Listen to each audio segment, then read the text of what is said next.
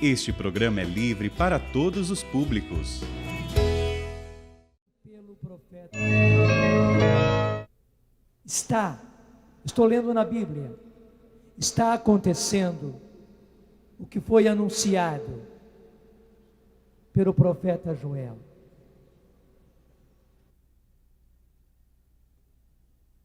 Nos últimos dias, diz o Senhor, derramarei do meu espírito sobre toda a carne.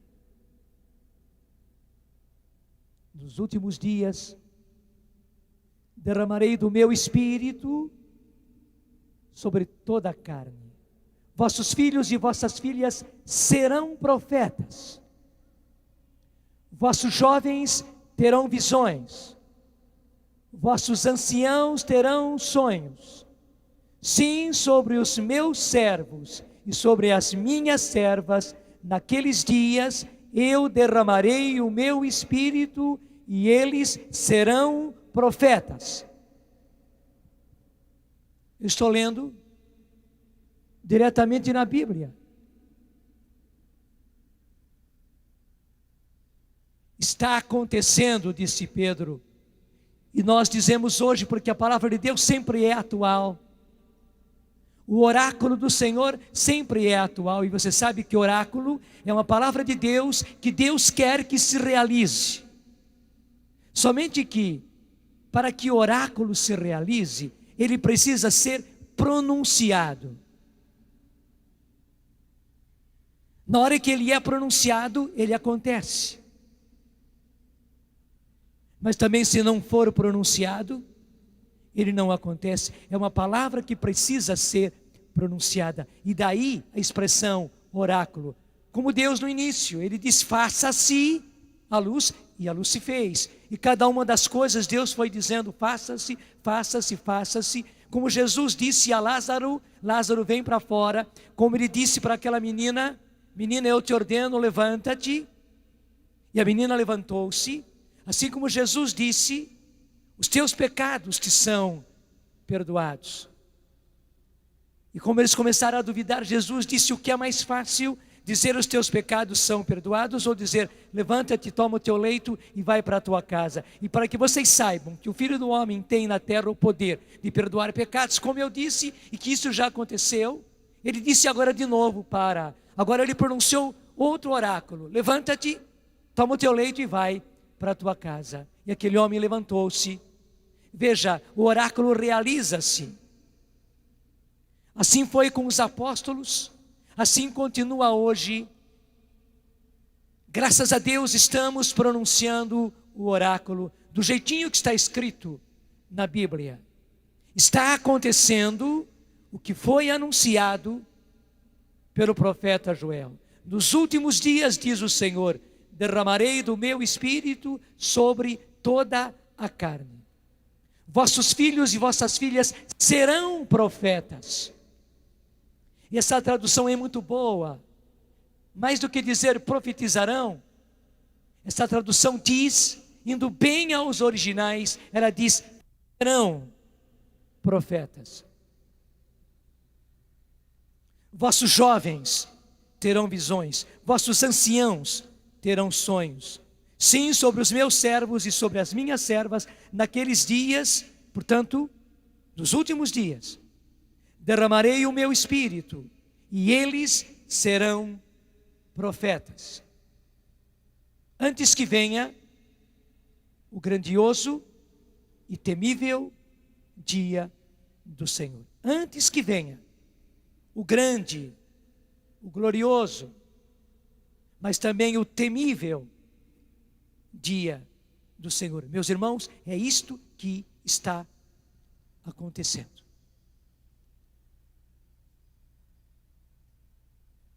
Tudo aquilo que nós vivemos no dia de hoje, de ontem, nos levou a logo cedo termos esse derramamento.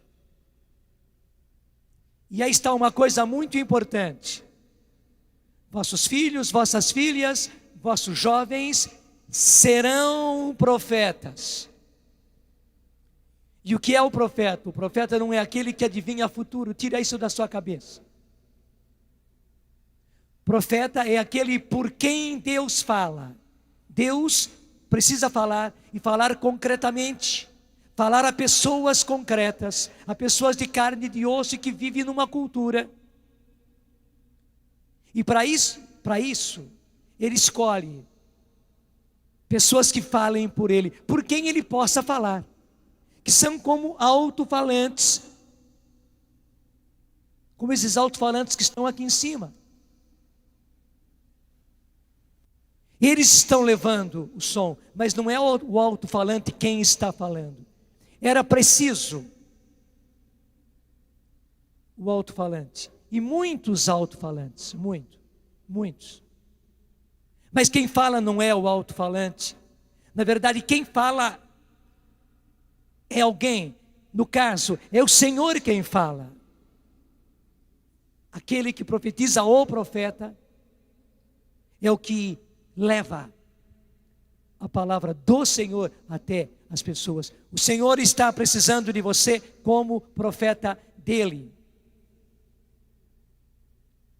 E veja bem, quando se fala em profeta, não é para você tomar aquela atitude de profeta, até tomar uma postura especial, maquinada pela sua cabeça, produzida pela sua cabeça, e até você tomar um tom de voz, e até começar assim: assim diz o Senhor, e começa lá a palavra de profecia. Não, nem é nesse sentido. O Senhor está querendo profetas com a vida, que falem também, que anunciem também, que não tenham medo, que não tenham receio de anunciar, mas que profetizem muito mais por aquilo que são, do que por aquilo que falam. Repito, profetas que profetizem muito mais por aquilo que são, por aquilo que vivem, do que por aquilo que falam. Eu falo isso com toda humildade, porque isso para nós é uma responsabilidade, isso nos puxa cada vez mais para vivermos aquilo que Deus quer que nós vivamos.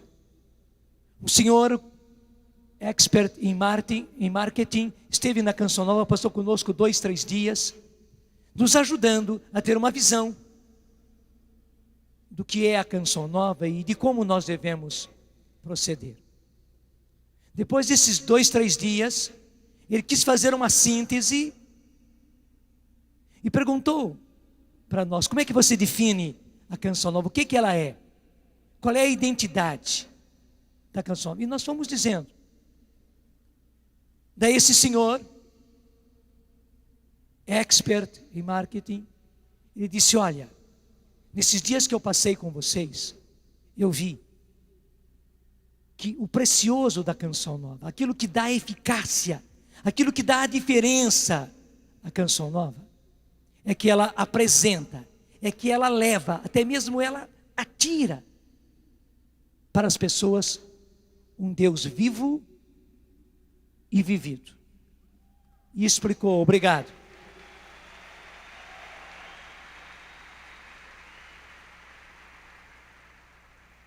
E explicou: um Deus vivo,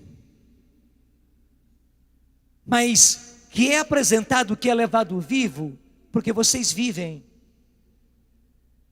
E aquilo para nós foi uma tremenda responsabilidade, porque um especialista em marketing estava dizendo para nós que o precioso, que o diferencial em nós era o que eu chamo hoje de graça, de levar um Deus vivo e um Deus vivido, que nós vivemos na nossa vida, que nós experimentamos, que eu podia dizer que nós saboreamos na nossa vida. Meu filho, minha filha, é desses profetas que o Senhor está precisando. Para nós é uma luta contínua e nós precisamos, tanto quanto você precisa ser. Talvez nunca ninguém disse isso a você. Hoje então estou dizendo: eu não sou especialista em marketing, não. Eu sou apenas alguém que procura levar a palavra de Deus. Estou dizendo, pela palavra de Deus, que é muito mais do que marketing. O Senhor está dizendo, muito mais do que um especialista, que Ele precisa de você para você viver, para você levar, para você até mesmo arremessar para as pessoas, especialmente do seu meio, lá onde você vive, para você arremessar sobre elas um Deus vivo e um Deus vivido. Deixa eu dizer, é isso que faz o diferencial. Eu quero falar isso sem crítica nenhuma, sem reparo nenhum, mas é preciso que nós comecemos a perceber isso, para melhorarmos a qualidade do nosso trabalho, da nossa evangelização. O que acontece muitas vezes nas nossas cidades, nos nossos grupos, nas nossas comunidades, nos grupos paroquiais, nas comunidades das nossas paróquias, nos trabalhos que se realizam, o que acontece? Muitas vezes se fica apenas em reflexão, até sempre se fala, vamos fazer uma reflexão na hora da pregação, então nessa reflexão vamos refletir, e fica em reflexão. Deixa eu dizer, a própria palavra reflexão já está falando de coisa intelectual, de ideias. Veja, ninguém vive de ideias, e mais ainda, as pessoas estão fartas de palavras, estão fartas. As pessoas querem fatos, as pessoas querem vida, as pessoas precisam de vida, e eu preciso acrescentar, não é só agora, não é porque as pessoas estão fartas, é porque foi sempre assim, assim como era no princípio, agora e sempre será. Também nos tempos de Jesus, também nos tempos dos apóstolos, porque é que os apóstolos tiveram todo o sucesso? Porque cheios do Espírito Santo, eles levavam, eles arremessavam um Deus vivo e vivido. Isso fazia o diferencial, porque primeiro eles viram Jesus. Isso criou uma inveja, um ciúme, uma revolta nos sacerdotes, nos escribas, nos doutores da lei, naqueles que ensinavam o povo, nos professores do povo, porque os doutores da lei eram isso. Criou um ciúme dentro deles, porque eles viram que Jesus tinha uma coisa que eles não tinham, que Jesus fazia uma coisa que eles não faziam. Jesus passava um Deus vivo e vivido por ele. E eles perceberam que aquilo era como mel, atraindo as abelhas. E o povo vinha, e o povo cercava Jesus. Eles até viam que Jesus não tinha toda a preparação rabínica, não tinha toda a preparação que eles, doutores da lei, tinham. Ele não tinha frequentado nenhuma escola de nenhum rabino. Mas eles viam que naquela simplicidade do modo de Jesus falar, com aquelas parábolas, com aquelas comparações, as pessoas vinham. Isso criou neles um tremendo ciúme. Desculpe, não é isso que acontece nas nossas cidades. Não é isso que acontece. Bom, você já entendeu tudo.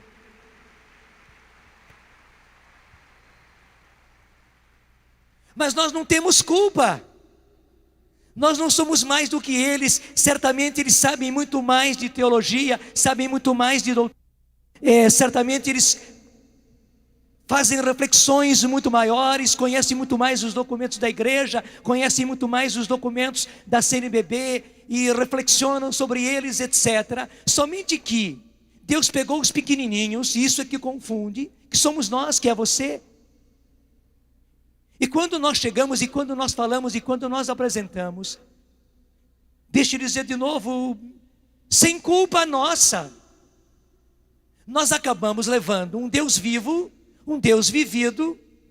Isso atrai, isso é como que um arremesso na direção das pessoas, e as pessoas também vêm como que atraídas, não por nós, mas pelo Deus que nós portamos. Porque imagine se você colocasse aqui no seu peito, nas suas costas e tal, até por debaixo de você, uma couraça, né?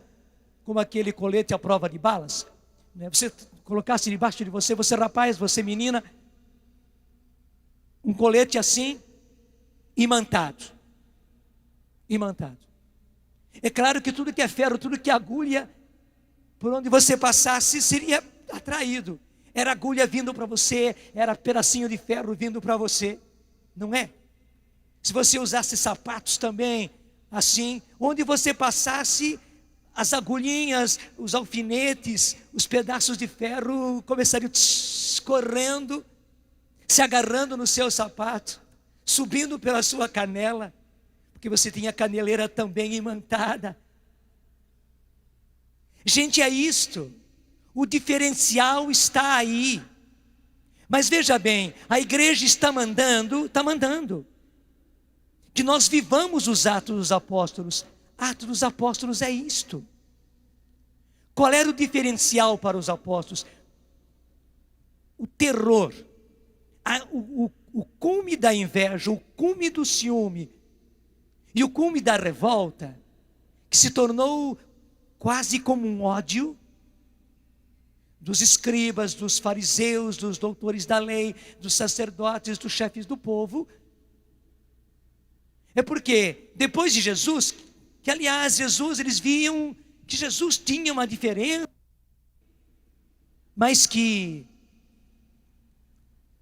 aqueles apóstolos, aqueles galileus,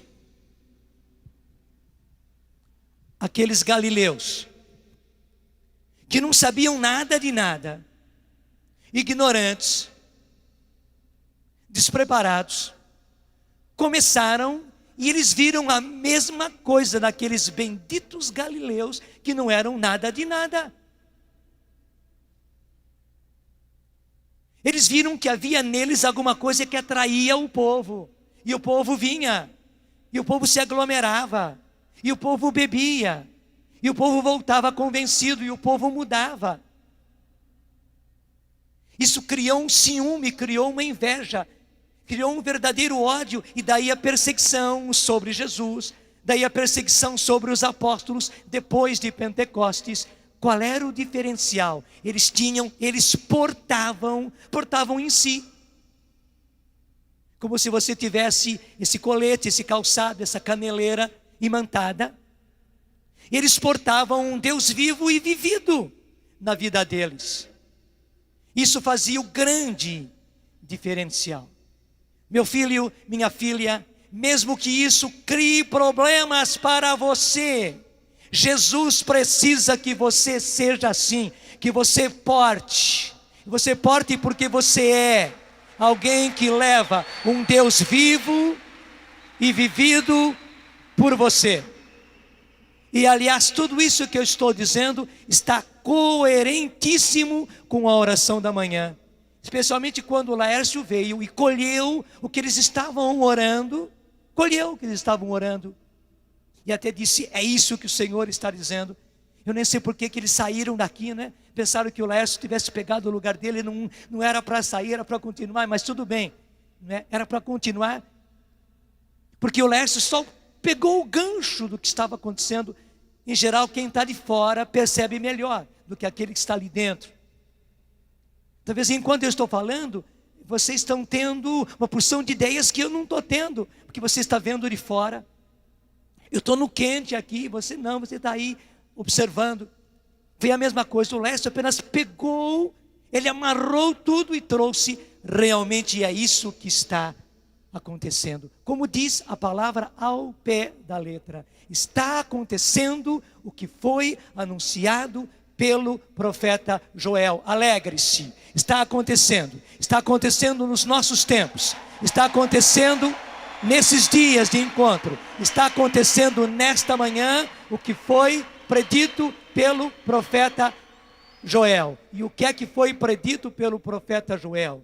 Nos últimos dias, diz o Senhor, e aí é um oráculo, derramarei do meu espírito sobre toda a carne. Derramarei do meu espírito sobre toda a carne. Vossos filhos e vossas filhas serão profetas. Vossos jovens terão visões. Vossos anciãos terão sonhos. Sim, sobre os meus servos e sobre as minhas servas, naqueles dias, derramarei o meu espírito e eles serão profetas. Antes que venha o grandioso e temível dia do Senhor. Veja que o trecho começa aqui. Acontecerá nos últimos dias. E até na tradução da CNBB, até na pregação eu uso 2, 3 Bíblias, né? Fazer o quê? Não, eu sou o incorrigível. Veja, na tradução da CNBB, começa dizendo assim: nos últimos dias, diz o Senhor, derramarei do meu Espírito. Deixa eu dizer algo mais. O derramamento do Espírito Santo que vem acontecendo há 30 anos na igreja. 33, desde quando começou lá nos Estados Unidos. 30 anos, nós tomamos essa data desde quando aconteceu no Brasil. Por que está acontecendo isso nesses 33 anos? Você sabe que sociologicamente uma geração demora 40 anos. Esta é a geração sobre a qual o Senhor está derramando o seu Espírito. Esta é a geração sobre a qual o Senhor está derramando o seu Espírito.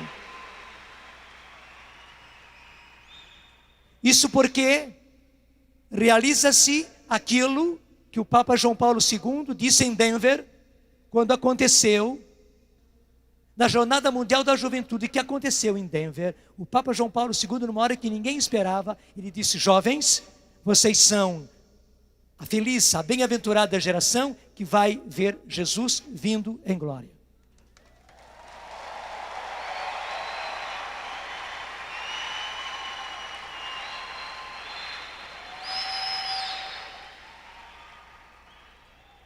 É por isso que o Senhor está derramando o seu Espírito sobre esta geração. Veja que começa este trecho dizendo, nos últimos dias, e esse trecho termina dizendo, antes que venha o grandioso e temível, grandioso para nós, que esperamos e preparamos, temível para aqueles que resistem, e como nos tempos de Noé, não querem ouvir, não querem ver, preferem continuar a própria vida. Temível para eles, antes que venha o grandioso e temível dia do Senhor. Isso nos remete de cheio, novamente, para o tema desse encontro. Hoje nós vamos tomar, somente que no Evangelho de São Marcos, que os 3 evangelistas sinóticos, Mateus, Marcos e Lucas, trazem a mesma coisa, com algumas palavras diferentes, mas é a mesma coisa. Então vamos hoje no Evangelho de São Marcos, capítulo 8, versículo 34. Marcos 8, 34. Pega comigo. Chamou então a multidão, juntamente com os discípulos, e disse-lhes: se alguém quer vir após mim, renuncie a si mesmo, tome a sua cruz e siga-me. E continua: pois quem quiser salvar a sua vida, vai perdê-la. Mas quem perder a sua vida por causa de mim e por causa do Evangelho, a salvará. Preste bem atenção, pois quem quiser salvar a sua vida, a perderá. Esse salvar a vida quer dizer o quê? Salvar o meu, do jeito que diz o povo, né? Farinha pouca, meu pirão primeiro. Portanto, sempre levar vantagem. Inclusive, eu tenho até medo de ser desprestigiado.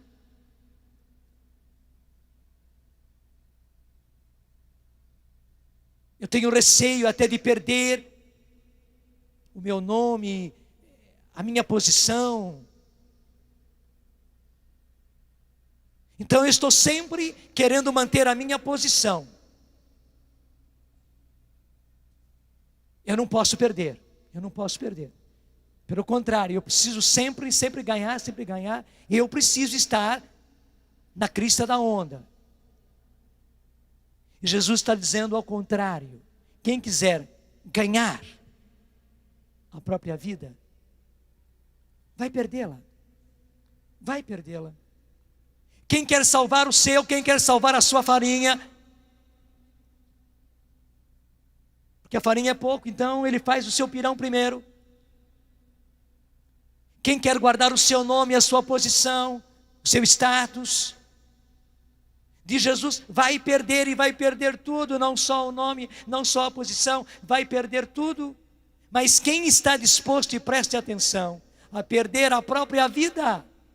Jesus foi ao máximo. Perder a vida quer dizer perder a vida. Quando se perdeu a vida, se perdeu tudo. Então se perdeu o nome, se perdeu a posição. Falaram de mim, me perseguiram, me caluniaram. Mas uma vez que se perde a vida, se perdeu tudo. Pronto. Então, o que é perder o nome? O que é perder a posição? O que é falarem mal de mim? O que é me caluniar? O que é me perseguirem? Porque perdeu a vida. Jesus foi ao máximo. Quem está disposto e quem perde a vida por causa de mim e por causa do Evangelho, esse a ganha, esse a encontra, esse a salvará. Veja, meu filho, o único jeito de você ganhar a sua vida realmente é perdê-la para Jesus, é perdê-la para o reino.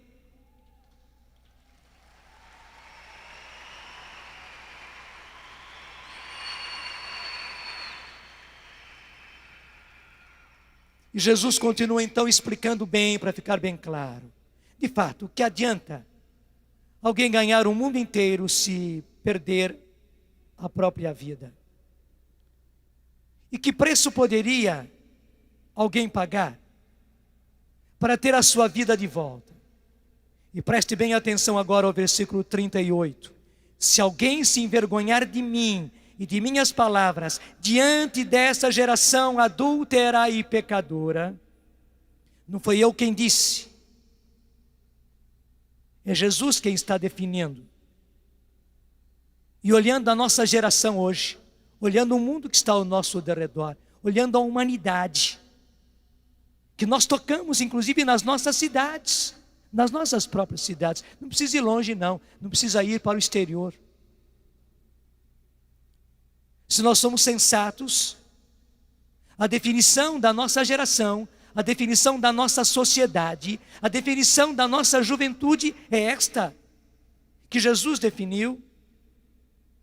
Essa geração adúltera e pecadora, adúltera em todos os sentidos. E o primeiro adultério foi ter se prostituído, ter sido infiel a Deus, e ter se prostituído com o mundo, ter se prostituído com o demônio. Se prostituindo com a bebida, com os tóxicos, com a sensualidade, com uma vida leviana. Inclusive vendendo o Evangelho, renegando o Evangelho. Então, voltando ao versículo 38, se alguém se envergonhar de mim e de minhas palavras, diante dessa geração adúltera e pecadora, também o Filho do Homem se envergonhará dele, quando vier na glória de seu Pai com seus anjos. Veja bem,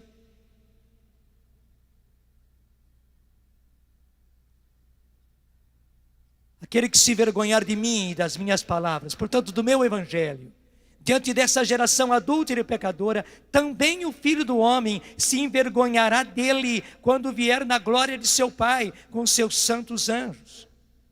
Você já imaginou Jesus se envergonhando de você?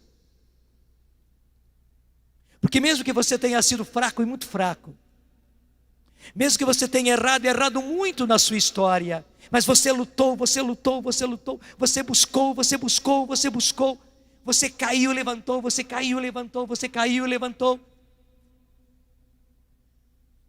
porque você foi fiel, porque você não renegou o nome de Jesus, porque você não renegou o Evangelho, a palavra dele. Quando Jesus vier em glória, Ele vai ser o seu advogado diante do Pai, dizendo: Pai, ela errou, pecou, caiu, escorregou, mas se manteve fiel, e mais do que tudo isso, Pai, ela não renegou o meu nome. Ela não renegou o meu Evangelho. Pai, está aqui o selo, este precisa ser salvo. Em outras palavras, é isso que Jesus está dizendo. Você precisa receber desde agora este carimbo de qualidade. Você sabe que hoje no comércio, especialmente internacional, as pessoas têm e fazem questão daquele carimbo de qualidade que faz com que aquele produto seja aceito em qualquer mercado. Você precisa desde agora deste carimbo de qualidade. Não renegar Jesus, não renegar o Evangelho de Jesus, não renegar a palavra de Jesus, não renegar a vida de Jesus. Pelo contrário, você ser alguém notado, alguém que as pessoas percebem que você tem, e que porque você tem, você vive, e por isso você passa, você arremessa um Deus vivo e um Deus vivido por você. Você precisa desta marca agora, e não é depois, porque essa marca não dá para improvisar. Ou você tem agora, você não terá nunca. Você sabe muito bem que tanto no livro de Ezequiel como no livro do Apocalipse se diz que o Senhor mandou um anjo com uma marca para marcar na fronte, com o sinal dele, os seus. E até o Senhor disse: não soltem ainda as últimas desgraças, as últimas convulsões, não soltem, antes que se tenha marcado na fronte todos aqueles que são meus. Você conhece muito bem isso, Ezequiel e Apocalipse. Eu fico sempre me perguntando qual é essa marca. Ela é uma marca física? Não é. Ela é uma marca espiritual? Sim, ela é uma marca espiritual, mas que não é apenas espiritual assim. Eu hoje não tenho dúvida nenhuma, esta marca é esta. A marca de você não negar Jesus com a sua vida, pelo contrário, você ser um profeta de Jesus pela sua vida, pelo Deus vivo e vivido que você vive e que você porta, e porque você porta, que você arremessa na direção das pessoas. Gente, essa é uma marca que está na cara. Está na cara, e por isso que diz a Escritura, na testa, está na cara. Você logo distingue, você logo percebe, logo você percebe quem é quem. Eu sei que existem muitas pessoas mascaradas que tentam enganar, mas por baixo da máscara está. Quem é, quem não é, não é. E veja, quando Jesus chegar, não vai dar para improvisar esta marca. Ou você é, e você mesmo na luta, caindo e levantando, suado, com muita lágrima, com muito pranto, com muito sangue. Você foi fiel ao Evangelho, você foi fiel a Jesus. Você não negou o Evangelho, você não negou Jesus. E não negou Jesus porque você não negou o seu Evangelho. Você portou um Deus vivo e um Deus vivido por você na luta, no combate. Me entenda, é no combate. A marca estará em você. A marca estará em você. E veja, esse tipo de marca não dá para improvisar. Não é na última hora que o anjo vai chegar correndo e vai carimbar você. Ou você tem a marca de qualidade, ou você não tem a marca de qualidade. Por isso, Senhor, eu estou pedindo já agora. Derrama o Teu Espírito Santo sobre cada um desses teus filhos e filhas, porque eles querem, Senhor. Eles querem ter esta marca de qualidade. Eles querem. Eles não querem agora, e eles não querem, Senhor, nas horas duras que virão, negar a Ti, Jesus. Não querem, de jeito nenhum. Pelo contrário, eles querem, e por isso eles precisam ser Tuas testemunhas. Eles querem e eles precisam ser os Teus profetas onde eles estiverem, onde eles vivem, Senhor. Dá-lhe, Senhor, esta graça, a graça da autenticidade, de serem aquilo que são, e serem aquilo que devem ser. Sim, Senhor, cada um de nós quer ser aquilo que Deus quer. Senhor, dá a eles a graça da autenticidade, para que então, sendo, eles sejam marcados com a marca da autenticidade. São Teus, vivem um Deus vivo, vivem um Deus vivido por eles, e passam, e transmitem, e arremessam esse Deus vivo, esse Deus vivido. Oh, enche-me, Espírito, oh, enche-me, Espírito, oh, enche-me, Espírito de Deus. Oh, enche-me, Espírito, oh, enche-me, Espírito, oh, enche-me, Espírito de Deus. Vai para o começo, assim como a corça.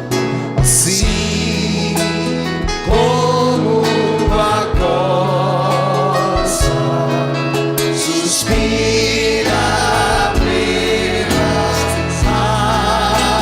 águas, te suspira minha alma, Espírito de Deus. Oh, enche-me, oh, enche-me, Espírito. Pede. Oh, enche-me, Espírito. Oh, enche-me, Espírito de Deus. Peça, meu irmão. Oh, enche-me, Espírito. Oh, enche-me, Espírito. Oh, enche-me, Espírito de Deus. Canta comigo bem baixinho, assim, assim como a corça suspira pelas águas, por ti suspira minha alma, Espírito de Deus. Veja por que eu fiz nós cantarmos assim agora essa estrofe. Porque nem sei se você sabe, certamente você sabe, o que é a corça. É um animalzinho que tem um instinto de não beber águas contaminadas. Provavelmente o organismo desse animal não suporta, porque ele foi feito assim, Deus o fez assim, águas contaminadas. Por isso justamente há um instinto biológico neles de não tomar água contaminada, e por isso nunca tomar água lá de baixo, mas ir subindo, subindo, subindo, subindo cada vez mais, correnteza acima. Eles não sobem por subir, eles não sobem para se engrandecer, não, eles sobem por necessidade de sobrevivência de si e da sua geração. Preste atenção. Para ele, aquele animalzinho, e a sua geração sobreviver, eles precisam subir cada vez mais para terem águas cada vez mais puras e cada vez mais longe das contaminações da planície. Você está me entendendo? Gente, o Senhor precisa de uma geração assim, O que é que você está fazendo na planície? Você se lembra que Sodoma e Gomorra ficava na planície, na planície, na planície, na planície, que hoje é o Mar Morto, que foram as terras boas, férteis, que Ló acabou escolhendo, quase que roubando do seu tio Abraão. Ele acabou escolhendo as terras melhores, mais férteis, e foi se colocar ganancioso lá próximo a Sodoma e a Gomorra, que justamente por ter todas as facilidades da planície, era o que era, e por isso o próprio céu escutou o brado das ignomínias que aconteciam em Sodoma e Gomorra. O clamor daqueles pecados hediondos chegou até o céu, e o próprio Deus veio para verificar. E Deus quis avisar Abraão antes, lembra-se disso? E Abraão tenta fazer com que Deus não acabe com aquela cidade, e vai baixando o preço de 50 justos para 40, para 30, para 10.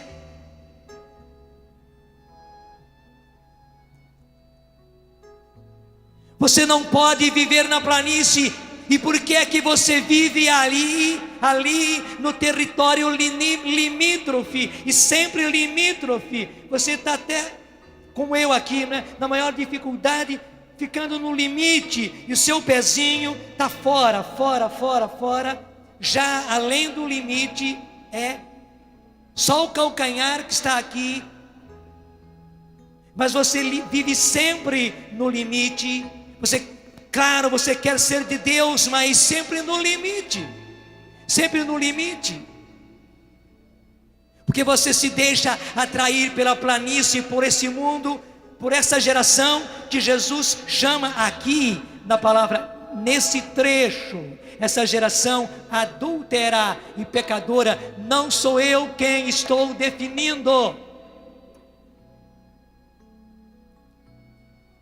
Parece que há uma atração e um gosto em você estar próximo.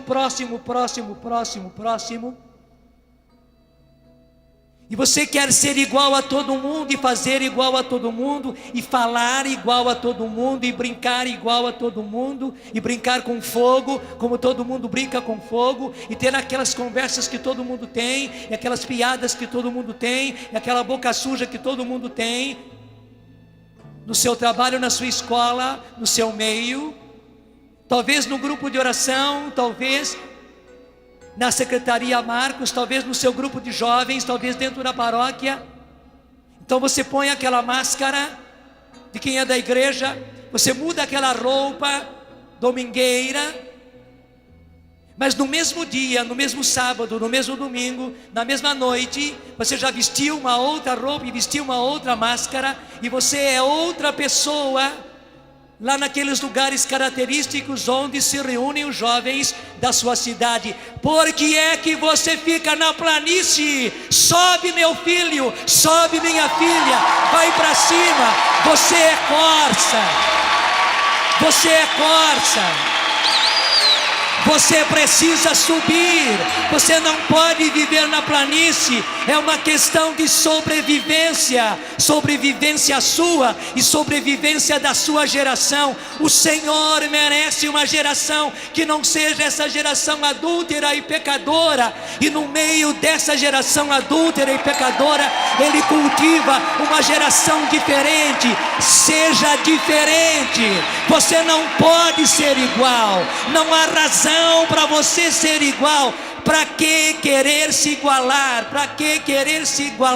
Não, seja diferente. Mostre o diferencial, desde a raiz, desde o fio do cabelo até a unha do seu dedão. Mostre o diferencial. Você não precisa ser esquisito, nem deve ser esquisito. Pelo contrário, você precisa ser natural, alegre, espontâneo, jovem, jovial, como os melhores jovens, mas sem as boçalidades que os outros têm. O mundo está ansiando por esse diferencial. Não é verdade que na sua própria cidade os jovens aspiram? Eles não aguentam mais esse ramerrão da planície, não aguentam mais. Eles já não têm mais satisfação nenhuma, prazer nenhum. Eles até estão buscando coisas de morte para terem emoções fortes. Eles não precisam dessas emoções fortes. Eles têm a realidade forte, que é o diferencial que eles buscam.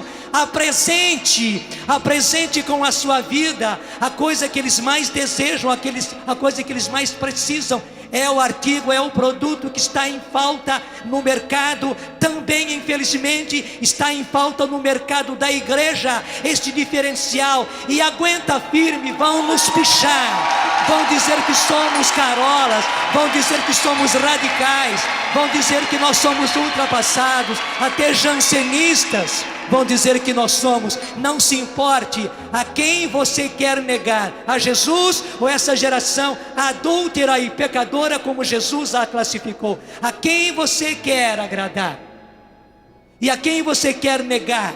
Você precisa agradar a Jesus e negar essa geração. Digam o que disserem, eu sei que já picharam e vão pichar você, igualzinho nos tempos de Noé, igualzinho nos tempos de Lot, vão pichar você. Aguenta a pichação, meu filho, aguenta a pichação, minha filha. E é duro aguentar pichação dentro da própria igreja, mesmo diante daqueles que deveriam aprovar o nosso diferencial. A gente acaba sendo pichado. Aguenta, porque você não está aqui para agradar homens. Você está disposto a perder a vida e não a ganhar a vida desse jeito. Perde a vida, perde o nome. Deixa pichar em você, mas não decepciona Jesus, não decepciona Jesus. Este é o diferencial. E é para esta cruz que você precisa ir. Está tudo ligado. Quem quiser me seguir, quem quiser vir após mim, quem quiser ser meu discípulo, renuncie-se a si mesmo, ao seu eu, ao seu nome, ao seu status, à sua posição. Deixa eu dizer, porque eu já vi isso, já vi tanta coisa, meu Deus. Talvez tirem você até mesmo da coordenação, da secretaria, porque você é muito radical. E tirem, e põem um outro mais light. Talvez tirem você da frente dos jovens, e ponham você de lado, porque você é muito radical. Eles preferem um mais light. E até entre os 3 nomes que sempre se pede para depois ser escolhido, o escolhido é o mais light. E você acaba ficando de fora. Não faz mal. Porque uma coisa é a coordenação, e outra coisa é ter imã. Está revestido não por fora, não é um colete, mas está dentro. A imantação está nos seus ossos, está na sua musculatura de atleta de nosso Senhor Jesus Cristo. Está. E essa musculatura, e esses ossos imantados, embora eu seja muito fraco, já não sou eu que vivo, é Cristo que vive em mim. Então eu porto em mim um Cristo vivo, um Cristo que eu luto para viver. Isto acaba sendo liderança. Você não tem a coordenação, mas você tem a liderança. E daí você vai sofrer mais ainda. Estou contando histórias reais. Você entendeu? Parabéns. Você entendeu?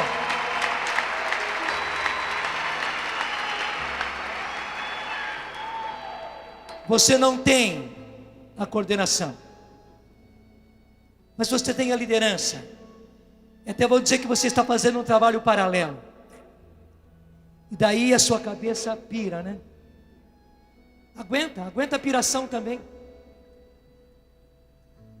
Aguenta até mesmo ser chamado, que você, porque perdeu o cargo, agora faz uma liderança paralela, porque você é. Ao passo que pessoa escolhida é light, é bem light, vive no limite, está lá, é um equilibrista fantástico. vivendo bem no limitinho e tal, e agradando a gregos e a troianos, agradando a todos. Não, e não, e não, porque Jesus merece. Porque Jesus merece.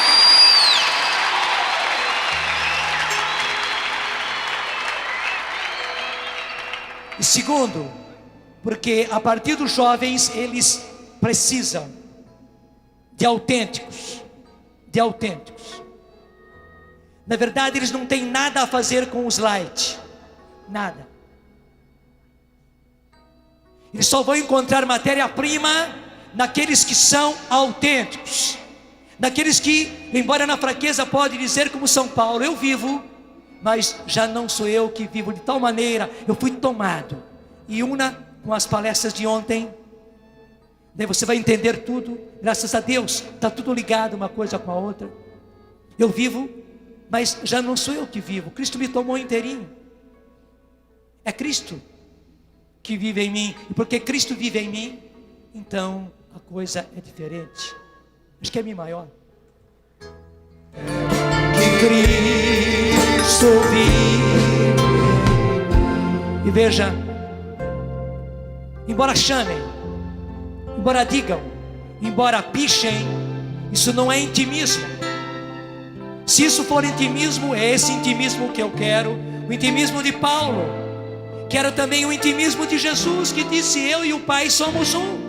De tão ligado ele era com o Pai. Jesus não disse isso porque ele era Deus como o Pai, não. Jesus disse isso porque ele era tão ligado ao Pai, que ele e o Pai eram um. E Paulo pôde dizer: eu vivo, mas não sou eu que vivo, é Cristo que vive em mim. Isso não é intimismo. Aliás, o mundo e a igreja está precisando desse intimismo. Chega de casca, chega de casca, chega de aparência, chega de aparência, chega de palavrões, chega de fraseado. É preciso autenticidade, e nós precisamos desse intimismo. Se é intimismo, que seja, que seja, que seja. Sem uma vida interior é impossível. E deixa cair todos esses faladores. Olha para João Paulo II, que foi tão pichado também nesse Brasil, infelizmente. Que foi tão pichado também nesse Brasil, infelizmente.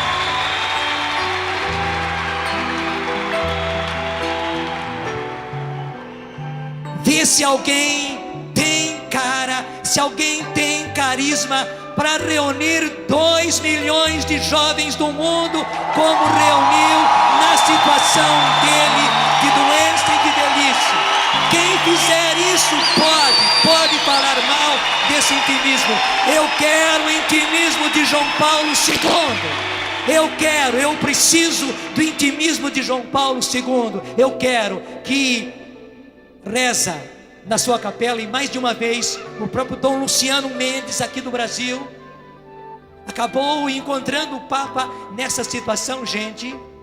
E até o guarda que fica sempre ali à porta, e também o secretário particular do Santo Padre disse: mas isso é comum, isso é comum. Eles disseram: o Papa reza assim, e reza realmente desse jeito, prostrado no chão e desta forma.